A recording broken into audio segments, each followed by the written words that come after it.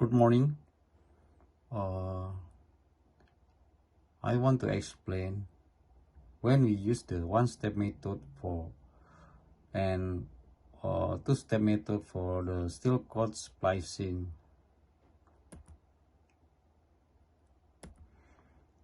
For example, this specification steel cord belt.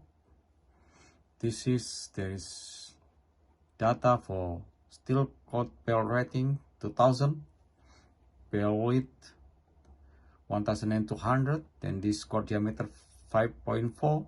This is the cover thickness top 6, and this is 5 for bottom.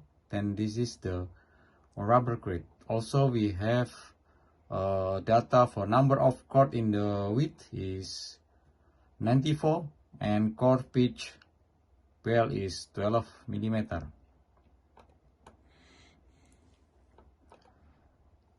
Here is one-step method pola.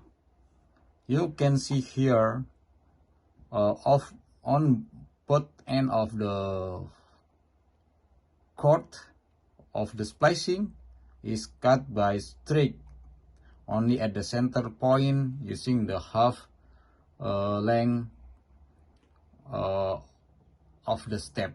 That means this is using the one-step splicing, so we call one-step method. This is two-step method pola, and you can see here there is two step here. For each end of the cord is cutting, some is longer and some is shorter, so there is gap at the center here, some gap and some no. So this one is we call with the two-step method for splicing.